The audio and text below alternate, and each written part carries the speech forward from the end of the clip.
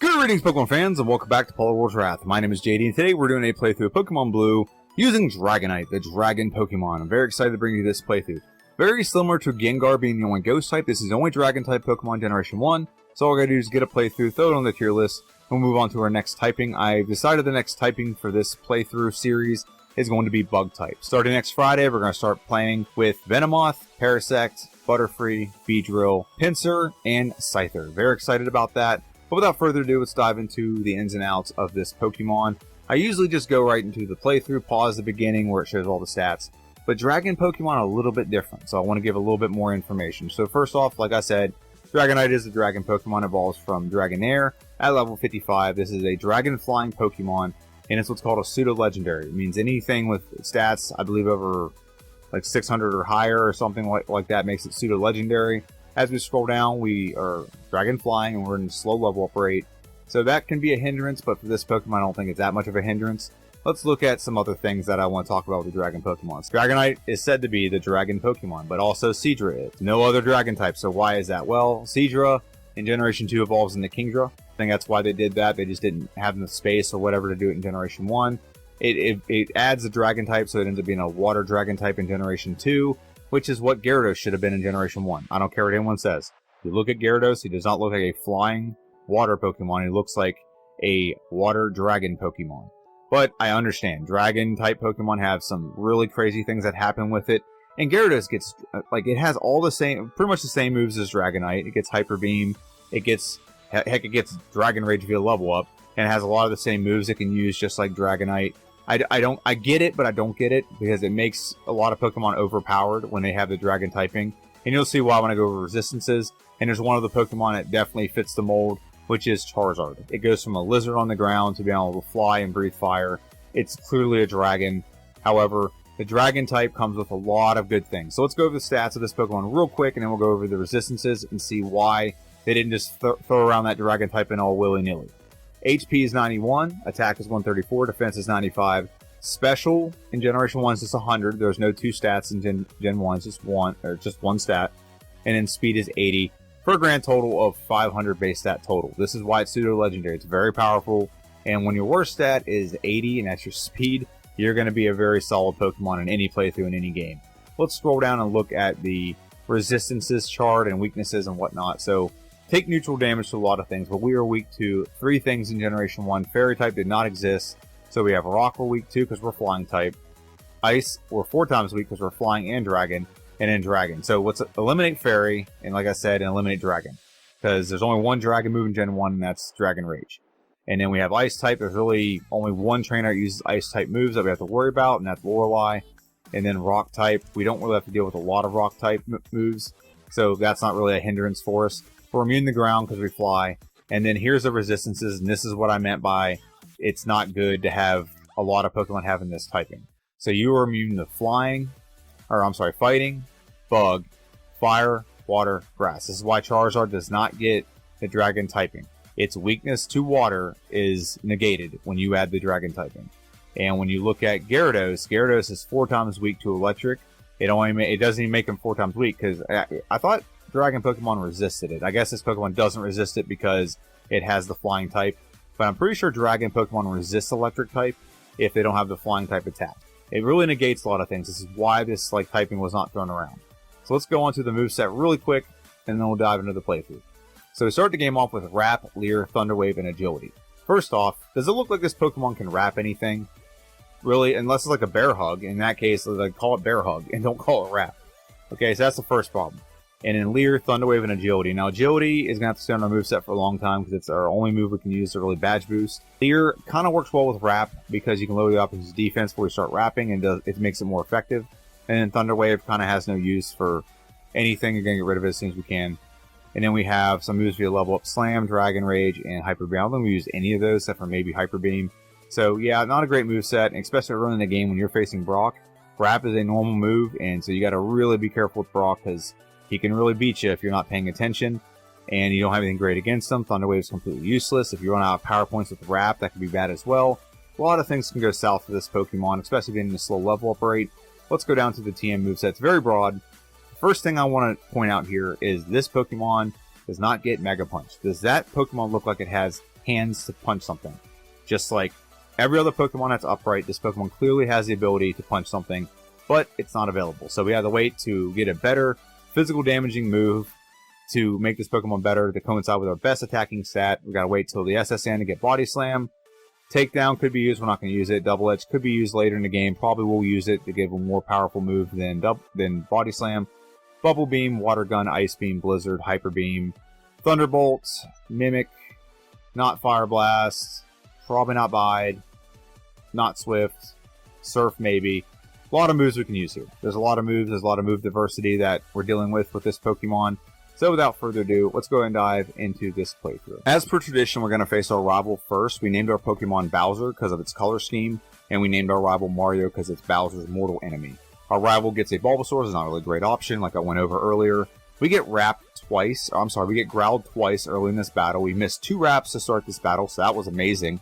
And then we just get the wrapping and knock it out. Even though we got our attack stat lowered by growls, we still pretty much handle them pretty well and move right into the Bug Forest now. The Bug Forest, this early part in the game is a slog. I'm not gonna lie to you. Because all we have is Wrap as a physical damaging move. We have no other moves that can damage the opposition. We can lower the opposition's defense with Leer, which is a strategy we're doing right now. Dropping Weedle's defense to make our Wraps more effective. And the other option is we can, use Thunder Wave and paralyze the Pokemon so they can't attack us. Or in the next battle, I try a strategy where I feel like Thunder Wave could stop Kakuna from using Harden, so I'm doing more damage, but that doesn't work. So the early game is really much a slog. We're in a slow level up rate. We got to go at a slow, methodical pace to knock out our oppositions. It's working, and we are a very bulky pseudo-legendary, so we are able to take a lot of damage without any repercussions, really. But this is the problem. So now we go for Thunder Wave, and we try to execute a very bad strategy, which is Thunder Wave. Hopefully it's paralyzed so we can lower his defense, and then just go for Wrap. We should just go for Wrap right away. We're gonna outspeed the Kakuna. It's a Cocoon, and if we use Wrap, it's gonna go first every time unless we miss, like we just did right there. But it's not a big deal, and we get the knockout on the Kakuna. And now we're gonna Leer the Weedle 2 or 3 times. Yep, we get 3 in, and now Wrap. Looks like it's about a 3 shot. It's gonna be 3 hits. There we go. Knock out the Weedle and move on to the last bug catcher in this forest, and then we'll move right on to our second rival battle. Like I said, same strategy, and we're just going to do a little bit more here. Thunder Wave, use Leer, 1, 2, and do we get 3 in? Yep, we do get 3 in, and we're going to go for Wrap. And we got a critical hit, so it skipped over all of our damages right there. Anytime we get a critical hit, it skips over any stat buffs. So if we are, lowering the opposite's defense, critical hit, it goes back to what it would have done normally, plus the crit. We get the win, and we move right on to our rival. Rival number 2 can be scary, because obviously he has a Pidgey, and Pidgey can go for Sand Attack. And that's what we're worried about. He's paralyzed now, so we're good. And as long as we can go first and we don't miss, Pidgey's an afterthought. So we knock out Pidgey pretty easily. And now what we want to do is, first off, we want to go for Thunder Wave. Now we want to go for Leer. And we don't want to Leer at least 3 times because he just seeded us. I basically wanted to Leer until he seeded us because it's going to offset the damage we're doing a little bit. But not enough that, it really costs us the battle. If we just went for broke early and we didn't lower his defense, it might have offset all the damage. Leer is definitely effective there. And from that, we move right on to the Million Light Year trainer in Brock's gym, and he's going to come out with a Diglett. Diglett does outspeed, so he does hit us early. However, when we hit Wrap, we're going to knock him out pretty easy. Now, Sandshrew, this one we want to lower defense. We do have to worry about something here. He can go for Sand Attack, and we can make this very difficult. A Sand Attack mixed with an 85% accurate move is not good. We do eventually get the knockout, however, level 10, and now we're going to go right into our Brock fight. Brock should be difficult because we just have a normal move. However, because we're a pseudo-legendary, we have really high attack. We have 35 attack right now at this point in the game. That's pretty good. So we're going to go for a Wrap on the Geodude. We did go for 2 Leers. You can't Leer too much against Geodude. Here's why. If you Leer too much, you're just going to go for Defense Curl and offset it, and you're just going to waste your time. So we went for 1 more Leer, and we got to be very conscious of our power points. We only have 20 Wrap power points. We're doing pretty well. We have 10 going into Onyx. Now, Onyx is a lot easier. The reason why Onyx is a lot easier, 1, he doesn't have Defense Curl, and 2, he just has Bide. So Bide gives us a chance to set up without taking any repercussions, not getting damaged, not getting our attack stat lowered or anything, or defense lowered or anything. So we got, what is that, +5 Leer in, now +6. And we are outspeeding now because we went for agility. So now Wrap, it'll hit pretty hard, or not hard at all, but it'll be consistent. we outspeed. So as long as we hit, he can't attack us back. And even if we attacked in the bide, here's the thing about bide and wrap. If you use wrap when bide's initiated, it only takes the first time you hit during the wrap cycle. We beat Brock, we're going to forever, and we're going to move right on to Mountain Moon. Now, Mountain Moon gives us some things, and something, I already went over this in the prediction part, kind of, but it irritates the heck out of me. This Pokemon can't learn Mega Punch. Nothing would make me happier than getting rid of wrap and having Mega Punch for the duration of this next portion of the game. But now we're facing Super Duper Nerd protecting his fossils. We have a couple options here. We can go for wrap, or we can go for Water Gun. We have plenty of wrap PP left, and we have plenty of Water Gun PP, so it's not really a bad option here. They can't really do anything to us other than maybe poison us with Smog at this point. But we get the knockout, we get the win, and we're going to grab the Dome Fossil. All hail the Dome Fossil. I know if I didn't tell you, you're going to ask anyway. Actually, now I think we go ahead and ask, because comments are great for that YouTube algorithm. We're moving right on to Misty, the Water Gym Leader. Now, Misty's going to give us a nice move once we beat her. Here's a strategy. We're going to go for Leer. Now, she goes for X Defense. You can only use one X Defense on a Pokemon. So now, as long as we're doing some more Leers, we are offsetting and lowering her defense. Look how good Wrap does. 3-hit knockout on Wrap with two defense drops. So that was good. Now we're doing the same thing to Starmie. Starmie doesn't seem to be going for... there it was. There was the X Defense. So now her defense is only -1 instead of -2. However, we go first, and that means we get a pretty easy win over Misty. Misty will give us the Water Gun, or I'm sorry, the Bubble Beam TM, and that leads us right into our next battle against our rival. Rival on the Nugget Bridge, rival number 3. He's going to lead out with a Pidgeotto. Now we're going to go for Bubble Beam. Bubble Beam does not do that much damage. It is not that powerful. We have decent special, but not a great special, and it's also not stab or anything. It's just a more powerful move than what we've had. Wrap did massive damage there, and right now we just don't want to get leech seeded. We are sand attacked right now. There's usually a little icon that pops up. It's just not working right now. That says that we have our actually lowered by -1, but we get the win nonetheless. We beat our rival, and that moves us right on to the SS Ann. Now the SS Ann is going to give us a big upgrade, because right now the only physical move we've had the entire game is Wrap. And with beating this trainer right here, this is going to give us the ability to get the move Body Slam. Body Slam is a complete game changer for this Pokemon. Right now we've been using Wrap, which is 15 base power, and then we've been using like Water and Water Gun and Bubble Beam, which are special moves, which special, like I said, is not bad, but 85 attack right now is extremely powerful. So now with an 85 attack, which that was so close to one-shotting, I don't know why I didn't. That's really weird, but okay, whatever. We knock out the Pidgeotto, move right on to the Raticate. Raticate's a one-shot. Kadabra will be a one-shot as well. Is Ivysaur a one-shot? It is not. However, we do paralyze it. It goes for a potion, not a big deal. We beat our rival on the SS Ann, and I'm going to move right on to the next battle, which is against Lieutenant Surge. Lieutenant Surge has no advantage here. We are neutral against electric moves. We can get paralyzed, though. But with our really powerful attack stat and Body Slam, we should one-shot every Pokemon in this gym. Not even close. Knock out the Pikachu, Thunderbolt, and the Raichu. Nope, we don't knock it out. However, we get a 2-shot. We beat Lieutenant Surge, and we're going to move right on to the Rock Tunnel, where we're going to go ahead and face Boomer the Hiker. He has 3 Geodudes. We have Bubble Beam. It's not even a contest. Bubble Beam will one-shot every Pokemon that he has, without question. I'm curious how much it really does damage. It says power is 260, so that's close to what it is. And we're going to win that battle and go right on to Giovanni. Giovanni is going to be a cakewalk.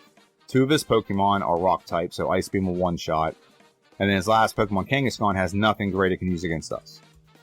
So we're going to go for Body Slam on the Kangaskhan. Looks like it's going to be a 2-shot with a combination of Body Slam and Ice Beam. And look here, I laid an egg. There, no, that's a Self Scope. And then there's a Super Potion there. We're going to move right on from that battle and move right into Erica's gym. Now, Erica is the grass gym leader. We resisted the grass. We have Ice Beam, so I thought it'd be a great idea to go and face this battle. It's going to be a 2-shot.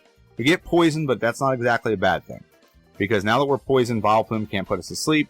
So all it can do is, if we didn't knock it out in one hit like we just did there with a critical, it could have gone for sleep powder or whatever, but since we're poisoned, you can't get another ailment once you're poisoned.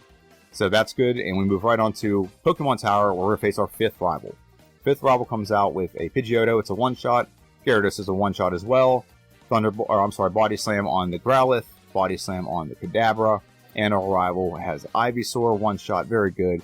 We obliterate our rival in the Pokemon Tower. I'm going to move right on to our 6th rival battle. We move right into this battle. I usually don't do this, but we went right into it. I didn't see a reason not to. Agility, we're going to boost our stats a little bit, just so our physical attack stat will be boosted. Our other stats, we haven't beat Blaine's gym yet to get that boost, or Koga's gym to get the speed boost. So now, Thunderbolt on the Pidgeot, very good. Gyarados comes out, Thunderbolt on the Gyarados is not a one-shot. That surprised the heck out of me, that was not a one-shot. Body Slam on the Growlithe, very good. Alakazam's going to come out. We're not going to learn Slam. Body Slam's a much more superior move. Body Slam on the Alakazam. We don't one-shot. That really surprised me. We're kind of lower level, I guess. And then Ice Beam on the Ivysaur. It has nothing that can do a lot of damage to us, so we knock it out and move right on to Giovanni number 2. Giovanni number 2 is just as easy as Giovanni number 1. And so here we're going to go. We got a Rhyhorn. Or I'm sorry, a Rhyhorn, yeah. Nidorino, there we go. We do have a Rhyhorn, but that's not what we're facing right now. So we do freeze the Nidorino, so I was like, you know what, I'm just going to go for a little more setup, knock it out. Very good. Kangaskhan comes out, Body Slam is going to be a 2-shot. Guard Spec is, as usual, Guard Spec for the win. Giovanni knows exactly what he's doing. He's such a great fighter. So we beat Nidoqueen, we beat the Giovanni number 2 fight, and move right into our battle with Sabrina and her whip. So Sabrina's not really a problem. The problem is we usually just won't outspeed, so we're going to go ahead and go for agility to make sure our speed is extra boosted. Body Slam's a one-shot on the Kadabra. Body Slam was close to being a one-shot on Mr. Mime. We got a second roll on the second attempt. We got a better roll. Knock it out. Body Slam on the Venomoth. And since we have Venomoth poisoned us, we really can't get any more ailments. I don't think we can get any ailments anyway. But we get the win over Sabrina and her whip and move right on to Koga. We are speeding through this mid-game. I know it doesn't look like it, but we did take about 16 minutes to get through 3 rival battles, so it took a while. And I think I can speed this up even more whenever I do my replay. I have a strategy where we use rare candies and kind of boost ourselves at certain points of the game, and it works. It's worked like a charm in all the ice types. And you're going to see that on Friday, how it really improved a lot of times. But I'm talking over this playthrough, so I'm sorry. We are facing Koga, and right now we got our actually lowered and minimize happen. So minimize makes it so we can't hit the opposition, and we go for ice beam, and ice beam looks like it's gonna be a 2-shot on the coughing. And as long as we can hit, we could be fine, but we're not hitting. Our actually is lowered, and we have 1 Pokemon left, and I don't think we're gonna one-shot this guy. All he has to do is go for self-destruct, and he's gonna get knocked out. We've depleted all the power points we have of Body Slam and Ice Beam. That's how bad this battle has gone off the rails. So we're gonna go take a quick reset right here, and we're going to go for this battle again. So Koga number 2. Let's try this attempt again. And Koga's going to come out with a coughing. Now, are we setting up? That's my question right now. Body Slam is going to be a 2-shot. Okay, so maybe there's no need in setting up. That might have been my problem there. Is I think I went for the setup, and he used smoke screen, and lowered my accuracy. So it looks like we're going to be a 2-shot across the board on all the Pokemon except for the Weezing. Now, Weezing does have self-destruct. He's going to use it. However, we tank it like a boss, and we beat Koga, and that leads us right into our next gym battle, which is against Blaine, the Fire Gym Leader. Blaine is an easy matchup for this Pokemon because we resist the Fire moves. So all we have to do is set up on the Growlithe, who can't really do anything to us, and then sweep. So we go for Agility 3 times. He actually leers us, which ups our attack stat. So now we're just going to sweep with Body Slam. It'll be a 1-shot on the Growlithe, 1-shot on the Ponyta. Rapidash is also a 1-shot. And then Arcanine will not be a 1-shot. It's very bulky. However, it's a 2-shot. We take no damage. We beat Blaine. We get that badge boost to our special. And we're going to move right on to our Giovanni number 3 fight, which means it's the 8th and final gym for the Elite Four. And we're going to badge boost here. We're going to go for agility. We probably don't need to be honest. Ice Beam will probably obliterate his team. But just for, S&Gs, we're going to go ahead and get fully set up. Ice Beam on the Rhyhorn. Ice Beam on the Dugtrio. Ice Beam on the Nidoqueen. Ice Beam on the Nidoking, and we're going to one-shot the Rhydon as well. We do level up, which is nice. We don't want to learn Dragon Rage. It would have been great early in the game, but not good now. And Ice Beam on the Rhydon. So get a clean sweep, take almost no damage. I think we went in damage. I don't think we took any damage in that battle. And now we're going to move right on to our rival number 6. Or our rival number 7, I'm sorry, right before the Elite Four. This is going to be a cinch. Pidgeot does not have Sand Attack anymore, so we can set up without it with no interference at all. Thunderbolt 1-shots the Pidgeot. We're gonna go for Ice Beam on the Rhyhorn, very good.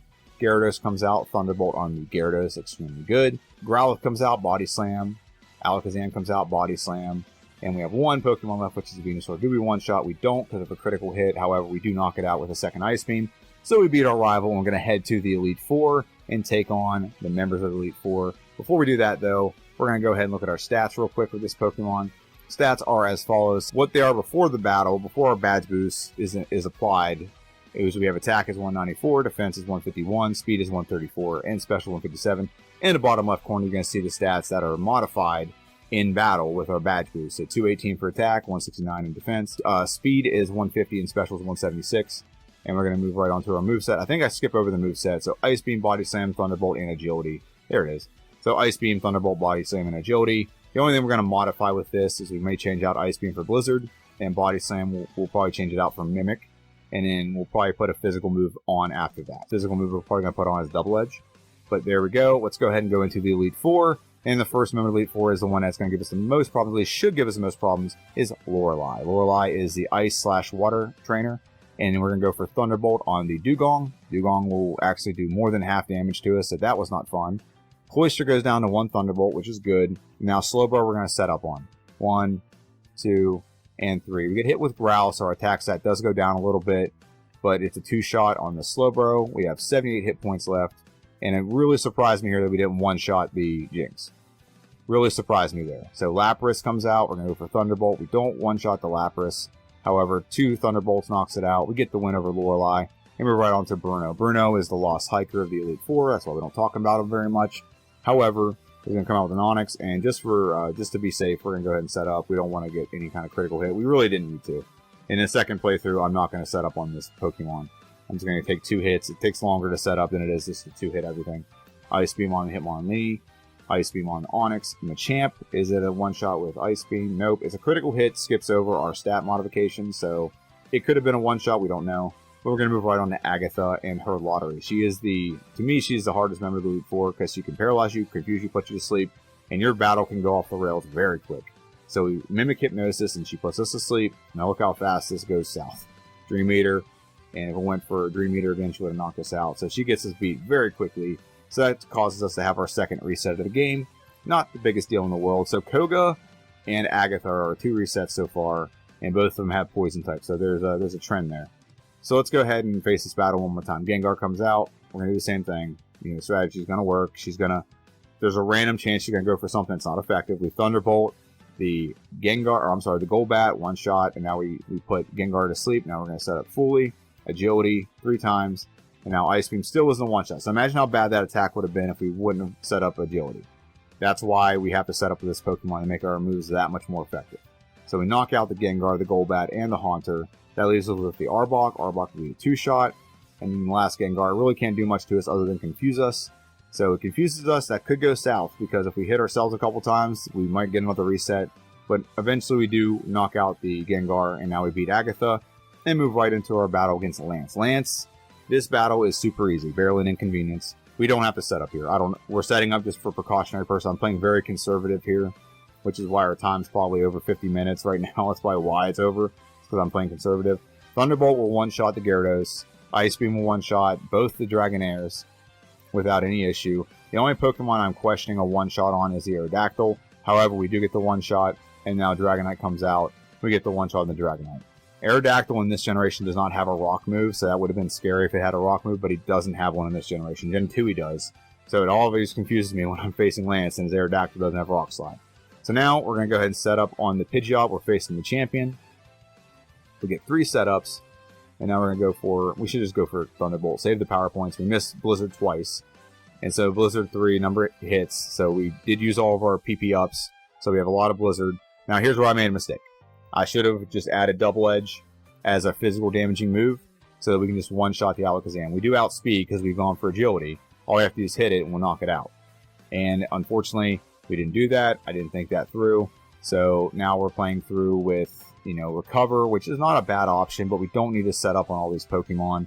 I'm trying to get more badge boosts going on. I want a Tail Whip like what happened there, and a Leer, that's what about to happen right here. So we can get a little bit more stats. But we don't need more stats of this Pokemon. We don't need that. We just need to go for broke and knock everything out. Gyarados is not going to need a boost. The only Pokemon you could maybe use a boost on is Arcanine. But Arcanine, if we just had Double Edge, Arcanine would have got the job done. So that's the problem there. So Blizzard, we have 4 Blizzards left. 2 Blizzards left now. We do freeze him. He goes for a full heal. I did not know our rival had a full heal in this battle. That really surprised me. I did not know that until this very moment, that our rival had a full heal. But we knock out Arcanine, and with a decent amount of health left, they're going to go for Blizzard. It is not a one-shot. I don't know why it's not a one-shot. That really surprised me. However, we get the knockout, we get the win. And because we leveled level 60, we got to go through this words and stuff on the screen that killed some time. But we get the game won at 54 minutes and 30 seconds. And we're just getting the time clocked in with the Professor Oak. 6 hours and 17 minutes. Sounds about right. Not the greatest playthrough, not the greatest time. We definitely will improve this on the second playthrough. Let's go and look at our tier list. Our tier list is about to get shaken up pretty heavily because of the Ice-type playthroughs that are coming out on Friday. So you'll see that if you tune in on Friday, so make sure you're here for that. But we got to rank Dragonite. So Dragonite ended up winning the game with a time of 54 minutes and 30 seconds. Just puts it above, right here, just above Dugtrio. Dugtrio beat the game at 54 minutes and 52 seconds, so 20 seconds faster than Dugtrio. Do I think this Pokemon could do a lot better than what it did? Absolutely. Dragonite can definitely get this under 50 minutes. I've been playing through a lot of the ice types, and a lot of the ice types are in the slow level up rate. And what I've noticed that is the strategy I have where I give rare candies at certain times is very useful. And I need to really adjust these. These guys are offset a little bit, so I'll adjust those. I'll adjust them while I'm talking. Let me know what you guys think in the comment section down below. Like I said, I am contemplating doing like a what-if scenario, or what if Dragonite has at least Dragon Rage to start the game. I think it'd make the Pokemon a little bit, maybe a little bit OP, to be honest with you. What do you think about that? Let me know. And if you've made it this far, make sure you like, share, subscribe, and comment down below. Comments are great for the YouTube algorithm, and it gets it out to more people. And I'm actually getting a decent amount of views. My last, I know 200 views isn't really that much, but whenever your videos are below 100, and the Cloister video got over 200, and the Poliwrath replay got about, is that like 170, I think is what it's at. And even the Jinx What If got over 200 views. A lot of good things going on with the channel right now, and I just wanted to improve and increase and keep putting out videos for you guys. I like to be able to do this all the time. I have so many things in mind. I just only have so many hours in the morning between 4 and 7. Let me know what you think about this playthrough in the comment section down below. My name is JD. This is Poliwrath's Wrath. We have a video coming out on Friday. We're going to recap the ice types. I'm going to give you a heads up. I did not replay Jinx. I will eventually replay Jinx, but Jinx will not jump from sub 70 into the A or B tier. Eventually it'll get done so I can have a proper ranking of the entire ice type. I didn't redo hers because I don't think she's going to have any kind of bearing on this tier list. She might improve and get up to like near Ninetales or something, but she's not going to improve to the point where she's going to make any significant difference with the top 10. Okay? So it'll eventually get done, I promise. Just like I'll eventually do Hitmonchan again, and I'll do a couple other ones. But as of right now, we have the ice types coming out on Friday. It's going to shake up this list. I'm just giving you that heads up. But let me just think in the comment section down below. This is JD, this is Poliwrath's Wrath. Have a good one. I'll see you guys on Friday.